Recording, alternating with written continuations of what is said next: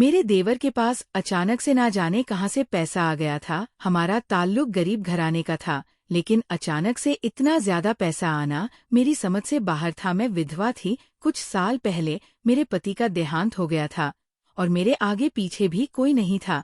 मेरा एक बेटा था 8 साल का। मेरी शादी बहुत कम उम्र में हुई थी और अब मेरी उम्र 28 साल थी। मेरे पति के देहांत के बाद मेरे पास सिर्फ देवर का सहारा था। मेरे मायके में सिर्फ मेरी माँ थी जो मेरी शादी की अगले साल ही दुनिया से चली गई थी। बाकी किसी रिश्तेदार से मुझे उम्मीद नहीं थी कि वह मुझे और मेरे बेटे को सहारा देंगे, इसलिए मैंने देवर के साथ रहने का फैसला कर लिया। मेरे दूर के रिश्तेदार आकर मुझे समझाने लगे कि देवर मेरे लिए गैर मर्द है और मुझे उसके साथ एक छत के नीचे नहीं रहना चाहिए। तो मैं उनसे कहती कि आप लोग मुझे अपने घर में रख ले, लेकिन मेरी ये बात सुनकर वो सब खामोश हो जाते। आज के जमाने में कोई किसी का बोझ नहीं उठाता, लेकिन मेरे देवर ने मुझसे वादा किया कि वह मेरा और मेरे बेटे का सहारा बनेगा।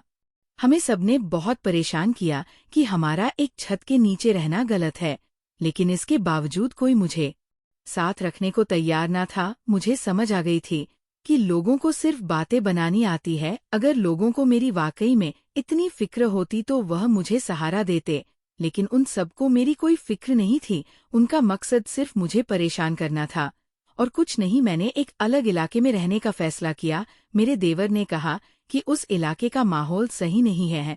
मैंने उसके बारे में बहुत सी अफवाहें सुनी है कि वहाँ औरतों को इस्तेमाल करते हैं। आप मेरे भाई की इज्जत है और मेरी भी इज्जत है। मैं आपको वहाँ रहने की इजाजत बिल्कुल भी नहीं दूंगा। मेरा भतीजा मेरे मरे हुए भाई की एक ही निशानी है और मैं उसकी देखभाल करने के लिए काफी हूँ और उसकी देखभाल मेरी जिम्मेदारी है। अपने देवर की बात सुनकर मुझे बहुत तसल्ली हुई थी, लेकिन मुझे जमाने की बातों ने परेशान किया हुआ था। फिर मेरे देवर ने राय दी कि हम ये जगह छोड़कर कहीं और चले जाते हैं।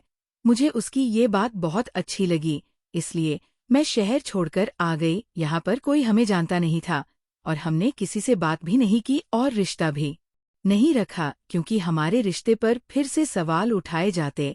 अगर कोई मोहल्ले की औरत मेरे घर आती और मेरे देवर और मेरे रिश्ते के सवाल करती तो मैं उसे यही जवाब देती कि वह मेरा छोटा भाई है। फिर इस मोहल्ले में ये बात मशहूर हो गई कि मैं अपने भाई के साथ इस घर में रहती हूँ, इसलिए यहाँ हमें किसी किस्म की परेशानी का सामना नहीं करना पड़ता था। मेरे पास मेरी शादी का जेवर था जिसे बेचकर हम लोग यहाँ आए थे। उससे पहले ही मेरे देवर ने कारोबार बार शुरू कर दिया था और उसका कारोबार दिन दुगुनी रात चौगुनी तरक्की करता चला गया। घर में बहुत सारा पैसा आने लगा। मैंने कई बार देवर से उसके कारोबार के बारे में पूछा, लेकिन उसने हर बार मेरा जवाब टाल दिया। फिर मैंने ज्यादा पूछताछ नहीं की कि मेरे लिए इतना काफी था कि पैसे आ रहे थे। मेरा देवर अच्छा इंसान था, मुझे उसके किसी गलत काम की उम्मीद नहीं थी, इसलिए मैंने ज्यादा छानबीन नहीं की कि देव के पास बहुत सारा पैसा आ गया और हमने ये मोहल्ला छोड़ दिया और बहुत बड़ा घर खरीद लिया। अब हम बड़े घर में रहने लगे थे। हमारा रहन सहन अमीरों वाला हो गया था। ज्यादा पैसे आने की वजह से सारे रिश्तेदार गरीब थे और बार बार हमारे घर आने लगे। मेरे देवर की शादी नहीं हुई थी और मेरे देवर का पैसा देखकर सबकी आंखें चमकने लगी और मैं उन सबकी आंखों में खटक लगी। वो लोग जिन्हें पहले ही देवर के साथ रहने पर तराज था, अब तो वह और ज्यादा बढ़ चढ़कर बोल रहे थे। कुछ ने तो ये कह दिया कि देवर के साथ शादी कर लो वरना अलग रहो, तुम्हारा उसके साथ रहना सही नहीं है। सबकी बातों ने मेरा दिल दुखाया था। वाकई में मेरा उसके साथ रहना सही नहीं था, लेकिन उन्हीं लोगों से जब मैं कहती कि मुझे अपने साथ रख लो तो वही लोग आंखें फेर लेते। बड़े घर में आने के बाद मैंने एक बूढ़ी नौकरानी रख ली थी जो हर वक्त हमारे साथ रहती थी, यानी कि मैं घर में अब अकेली नहीं रहती थी। अमीर होने के बाद फिर देवर ने एक और काम शुरू कर दिया। वो हर महीने 50 लड़कियों की शादी करवाता और वह लड़कियां बहुत गरीब घराने से होती थी।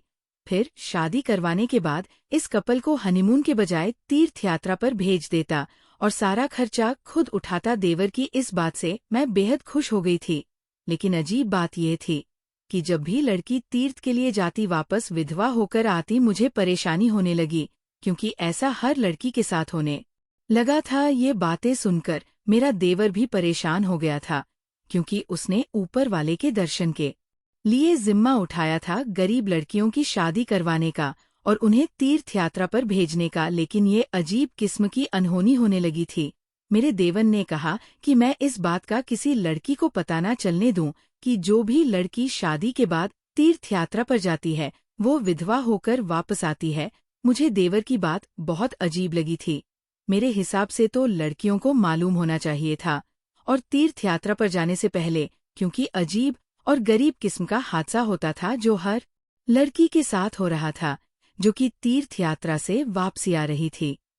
मैंने अपने देवर को ये बात समझाने की कोशिश की कि लड़कियों को पहले इस बारे में मालूम होना चाहिए कि यात्रा से वापसी के वक्त उनके पति का देहांत हो जाता है। लेकिन मेरी इस बात पर जिंदगी में पहली बार मेरा देवर मुझ पर भड़क उठा था। अचानक इस तरह के रवैया ने मुझे काफी ज्यादा परेशान कर दिया था। उसके इस रवैया पर मैं हैरान रह गई। मेरे देवर ने आज से पहले मुझसे इस अंदाज में कभी भी बात नहीं की थी, बल्कि वह मुझे अपनी भाई की विधवा मानता था और उसी अंदाज से वह मुझे अपनी बड़ी बहनों का दर्जा दिया करता था। लेकिन आज जिस तरह मेरे देव ने मुझसे बात की थी, उसके इस रवैया पर मुझे अब यकीन नहीं रहा था। मेरा देवर मुझसे बदतमीजी करके जा चुका था, जबकि मैं ये सोच सोच कर परेशान हो रही थी कि आखिर मेरे देवर को क्या हुआ है। मैंने अपने बेटे को खाना खिलाया और उसे सुला दिया, जबकि खुद की नींद उड़ चुकी थी, क्योंकि मेरे देवर का रवैया दिन बदन काफी ज्यादा अजीब होता जा रहा था। मैंने अपने देवर को हमेशा नरमी से बात करते हुए देखा था, लेकिन पिछले कुछ दिनों से मेरे देवर का जो रूप मेरे साथ सामने आ रहा था वह किसी भी तरह यकीन करने वाला नहीं था। अब तो मेरा देवर दिन पर दिन काफी ज्यादा बदतमीज होता जा रहा था। आज जब अचानक से उसने मेरे साथ इतनी बदतमीजी से बात की तो मैं हैरान रह गई। मेरा देवर रात भर ना आया और मैं उसका इंतजार करती रही। कहीं ना कहीं वह मुझे इस बात पर शक होने लगा कि वह कोई गलत काम करता है, क्योंकि दिन बदन घर में इतना ज्यादा पैसा आना और जो हकीकत मुझे पता चली थी कि लड़कियों को तीर्थ यात्रा पर भेजना और उसके पति का देहांत हो जाना, तमाम सोचें मेरे दिमाग में घूम रही थी। कड़ी से कड़ी मिलाने पर मुझे इस बात पर यकीन होने लगा कि जरूर दाल में कुछ काला है। उस रात वो घर वापस नहीं आया था। वो अगले 3 दिन से घर वापस नहीं आया। मुझे अब काफी परेशानी होने लगी थी कि आखिर मेरा देवर गया तो कहाँ गया था, क्योंकि आज से पहले ऐसा कभी भी नहीं हुआ था कि मेरा देवर 3-3 दिन घर वापस नहीं आए। और मैं इसी सिलसिले में सोच रही थी कि अचानक से कमरे का दरवाजा खुला। मैंने अपने कमरे में से बाहर आकर देखा, मेरा 8 साल का बेटा अपने स्कूल गया हुआ था। तकरीबन दिन का वक्त था। दिन के इस वक्त मेरा देवर कभी भी मेरे कमरे में नहीं आता था, लेकिन आज इस हालात में मेरे कमरे में आया था। उसे देखकर मैं हैरान रह गई, क्योंकि मेरा देवर शराब के नशे में ऊद था। मैंने आज तक अपने देवर को किसी गलत चीज को हाथ लगाते हुए भी नहीं देखा था। इस वजह से मेरे लिए काफी बड़ा झटका था कि मेरा देवर शराब पीकर आया है। मेरे देवर के कदम लड़खड़ा रहे थे और वह मेरी तरफ बढ़ रहा था। मैं हैरान और परेशान थी, उसका एक एक अंदाज देख रही थी, जब वो अचानक ही मेरे पास आया और आते ही मेरे कदमों में गिर गया। मैं हैरान रह गई कि भला इसे अब क्या हो गया है। उसकी हालात काफी ज्यादा खराब थी। शायद उसने बहुत ज्यादा शराब पी रखी थी। वो बिल्कुल भी अपने होश में नहीं था। मेरे कदमों में गिरते हुए अचानक से फूट फूट कर रोने लगा। मैं हैरान परेशान रह गई कि वह रो क्यों रहा है, जबकि रोते रोते हुए वही बेहोश हो गया। यानी दोपहर के इस वक्त मेरे कमरे में आकर बेहोश हो गया। और अगर कोई इस तरह से मेरे कमरे में देख लेता तो शायद मेरी इज्जत का जनाजा निकल जाता। इस वक्त घर में वह और मैं अकेले थे। जो नौकरानी मैंने रखी थी आज छुट्टी पर थी। वह मुझे समझ नहीं आ रहा था कि उसे किस तरीके से अपने कमरे से बाहर निकालूं, लेकिन जो भी था मुझे हर हाल में इसे अपने कमरे से बाहर निकालना ही था। मैंने जैसे तैसे करके उसे घसीटते हुए अपने कमरे से बाहर निकाला। वो अच्छा खासा मर्द था। मुझ जैसी कमजोर औरत से कैसे संभाला जाता। जैसे तैसे करके मैंने उसे उसके कमरे तक पहुंचाया और उसे मैं फर्श पर लिटाकर अपने कमरे में आ गई। उस कमरे का दरवाजा मैंने पहले ही लॉक कर चुकी थी, जबकि मेरे बेटे के स्कूल के वापसी का वक्त हो चुका था। अब मुझे अपने बेटे को लेने के लिए स्कूल जाना था। देवर के कमरे को मैंने ताला लगा दिया था ताकि ऐसी हालत में वह कहीं भी ना जा सके। मैं खुद में परेशान थी। अपनी बेटी के स्कूल चली गई। बेटी को स्कूल से लेकर जब वापस घर आई तो मेरा देवर अभी तक अपने कमरे में लॉक था। अपने बेटे को नहलाने के बाद मैंने उसे खाना खिलाया और वो ट्यूशन पढ़ने के लिए चला गया। उसके ट्यूशन जाते ही मैंने देवर के कमरे का ताला खोला तो देखा वह अब तक वैसे ही बेहोश पड़ा था। अब मुझे उसकी हालत पर हैरानी होने लगी थी, क्योंकि वो काफी वक्त से ऐसे ही बेहोश पड़ा था। शायद शराब का नशा बहुत ज्यादा था, जिसकी वजह से वह अपने होश में नहीं आ पा रहा था। मुझे समझ नहीं आ रहा था कि मैं क्या करूं कि जिससे वो होश में आ जाए। फिर अचानक से मुझे एक ख्याल आया और मैंने फौरन वही किया जो मेरे दिमाग में आया। मैं किचन में जाकर पानी का जग भरा और पानी लेकर दीवर के पास आई और पूरा का पूरा जग उसके चेहरे पर पलट दिया। एकदम से पानी गिरने की वजह से हड़बड़ाकर उठ गया, लेकिन अभी भी वह पूरी तरह से होश में नहीं था।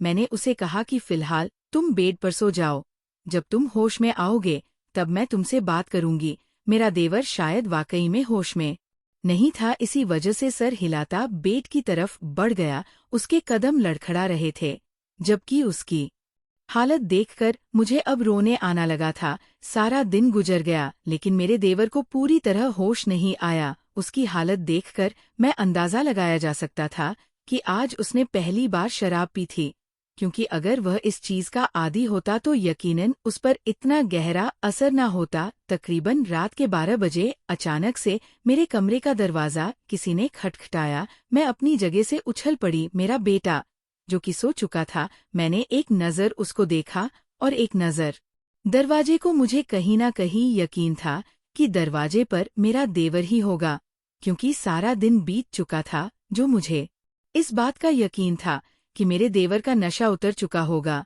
अब मुझे हर हाल में उससे वजह जाननी थी कि आखिर में वह क्या करता फिर रहा है। मैं धीरे से उतरी और अपने बेटे का आराम का ख्याल करती हुए धीमे कदमों से दरवाजे की तरफ बढ़े। आहिस्ता से दरवाजे की कुंडी खोलने के बाद मैं बाहर जाकर देखा तो मेरा देवर बाहर ही खड़ा था, लेकिन दोपहर के मामले में इस वक्त बेहद अलग लिए में था। उसकी नज़र झुकी हुई थी, बाल गीले थे।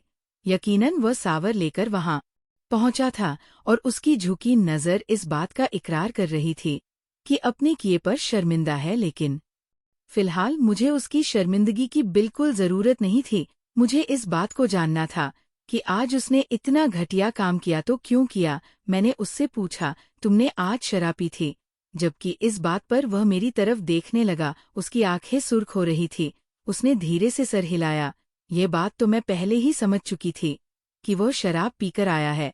वह तो बस मैं उसके मुंह से सुनना चाह रही थी। जैसे ही उसने सर हिलाया, मुझे अब गुस्सा बहुत आने लगा। मैंने उसे पूछा, क्यों पी थी तुमने शराब? तो वह मुझे देखकर नजरें ना मिला पाया। शर्म के मारे नजर झुका गया। मैं उसे दोबारा पूछी कि आखिर तुमने शराब क्यों पी थी? मेरी बात सुनकर मेरा देवर अपना सर झुकाकर कहने लगा कि मैंने जानबूझकर शराब नहीं पी थी। वो तो मेरे दोस्तों ने मुझे ये कहकर पिला दी थी कि ये सिर्फ एक सादा सा शरबत है। मुझे नहीं पता था मेरे अमीर दोस्त मुझे कोई नज और दवाई मिलाकर पिला देंगे। मुझे इस बात का बिल्कुल भी अंदाजा नहीं था। अगर मुझे जरा भी अंदाजा होता तो यकीनन वह जूस हरगिज ना पीता। मुझे अपने देवर की इस बात पर यकीन आ गया था, क्योंकि ये बात तो मैं पहले दिन से ही जानती थी कि मेरा देवर बिल्कुल गलत इंसान नहीं है, बिल्कुल मेरे बच्चों की तरह था। पूरे साल तक मैंने अपने बच्चों की तरह ही देखभाल की थी और वो भी मुझे अपनी बड़ी बहन का रुतबा देता था। मैंने उसे बड़ी बहन होने के नाते समझाया कि तुम इस तरह के अमीर दोस्तों से दोस्ती खत्म कर दो। लेकिन मेरी ये बात सुनकर उसने अचानक से अपना सर उठाया और जिन नज़रों से उसने मुझे देखा वह एक पल के लिए मुझे हैरान कर गया। और फिर जब वह बोला तो उसके अल्फाज मुझे हैरान कर गए। वो कहकर रुका नहीं था, बल्कि अपनी बात पूरी करके वहां से चला गया था। जाते जाते ये भी कहा गया कि मैं अब तकरीबन 1 हफ्ते तक घर नहीं आ सकूंगा और 1 हफ्ते में उसे एक बहुत बड़ा प्रोजेक्ट मिला है जिसे उसे पूरा करना है। मैं उससे पूछना चाहती थी कि आखिर वो क्या काम करता है जिसकी वजह से उसके पास इतना पैसा आ रहा है, और ये कौन सा प्रोजेक्ट है जिसे उसे 1 हफ्ते के अंदर ही पूरा करना है। लेकिन मेरी बात सुनने से पहले अपनी बात कहकर वहां से जा चुका था।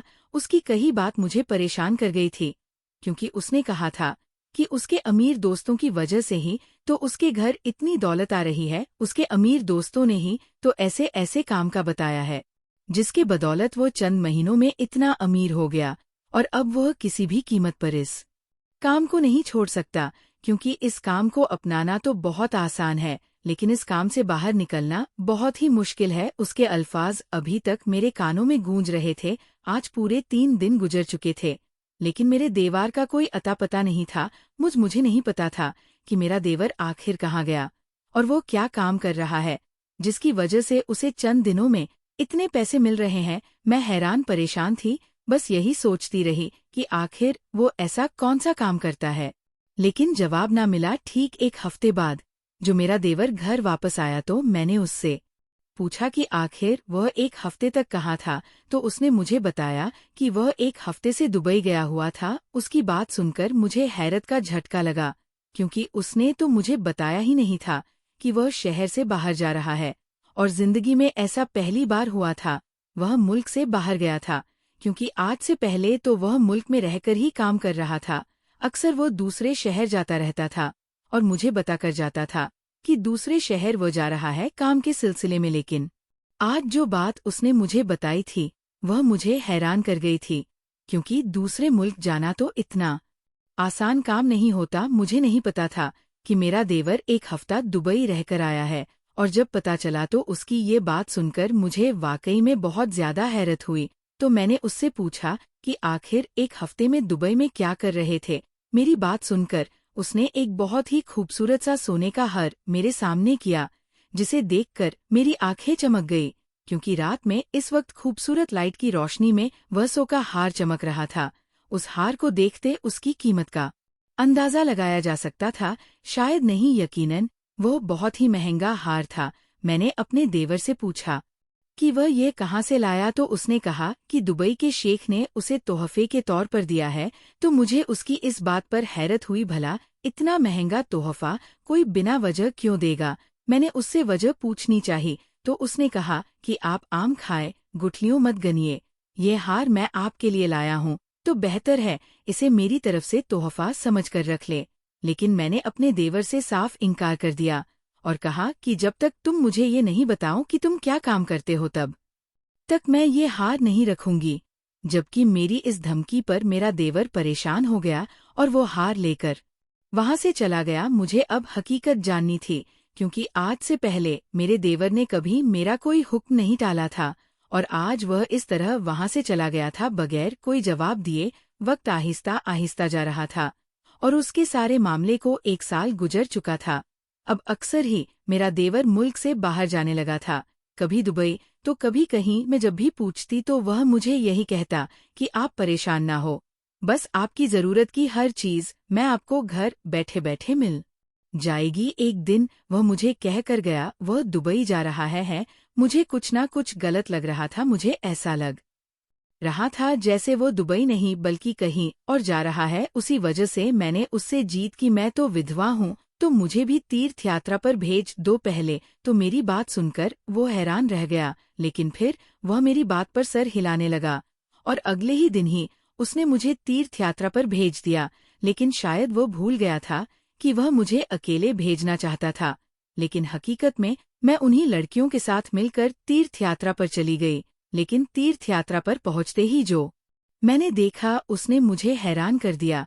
उसने मेरे पैरों तले से जमीन सरका दी का, क्योंकि मैं ना तो तीर्थ यात्रा पर पहुंची बल्कि उन लड़कियों के साथ साथ मैं भी दुबई पहुंच गई थी।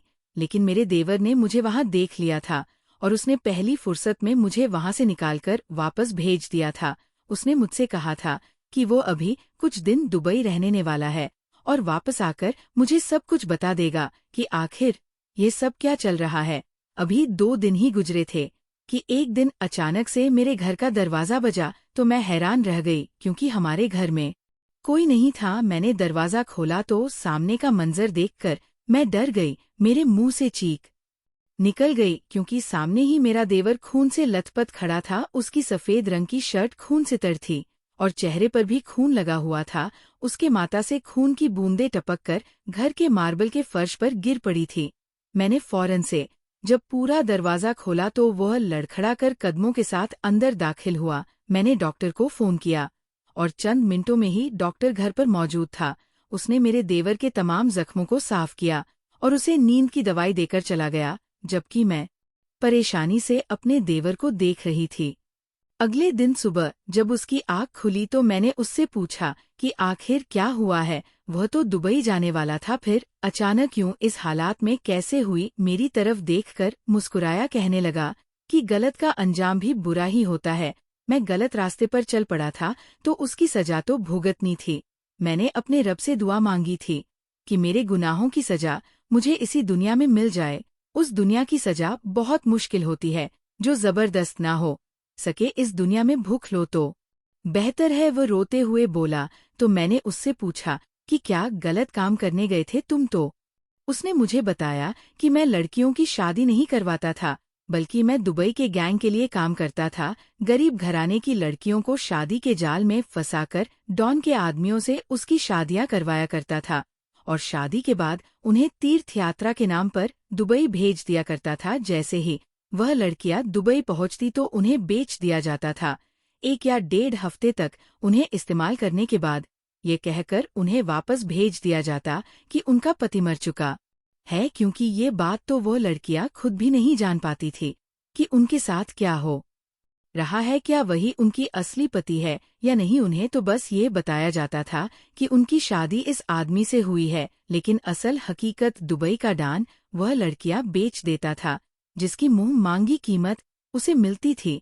इस काम के लिए अलग अलग मुल्कों से लड़कियों का इंतजाम किया जाता था और इसी तरह हमारे इलाके से मैं और मेरे वो अमीर दोस्त ही यह काम करते थे। हम लोग उन गरीब लड़कियों को शादी का लालच देकर दुबई भेज देते थे और वहां उनके साथ क्या होता था या वह लड़कियां खुद भी नहीं समझ पाती थी, क्योंकि वह जिन लोगों के साथ रहती थी उन्हें यही लगता कि वह उनके पति ही है, लेकिन हकीकत में उनके पति नहीं होते थे, बल्कि वह लड़कियां उन्हें बेची गई होती थी। मुझे इस बात का एहसास हो गया था, उसी वजह से मैंने उनसे माफी मांग ली थी और दुबई के डॉन को मना कर दिया था कि अब से ये काम नहीं करना चाहता। उस वजह से उसने अपने बंदे भेजकर मुझ पर हमला करवाया और मुझे मारने की कोशिश की, लेकिन जैसे तैसे करके मैं वहां से बच गया। अपने देवर की सारी बात सुनकर मुझे अब उससे नफरत महसूस होने लगी थी, क्योंकि वह 1-2 नहीं बल्कि अनकीन लड़कियों की जिंदगी बर्बाद कर चुका था।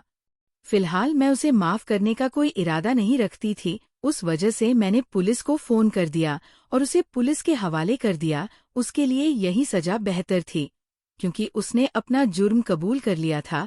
उस वजह से उसे उम्र कैद की सजा हो गई। मैंने वो घर छोड़ दिया क्योंकि वह मेहनत के पैसों की कमाई से नहीं खरीदा गया था। बुरे कामों का बुरा ही अंजाम होता है। दोस्तों, उम्मीद करती हूँ आपको हमारी कहानी पसंद आई होगी। कहानी पसंद आई है तो वीडियो को लाइक करें, चैनल पर नए हैं तो चैनल को सब्सक्राइब करें और हाँ, नोटिफिकेशन बेल को जरूर दबाएं ताकि अगली अपडेट सबसे पहले आपको मिले।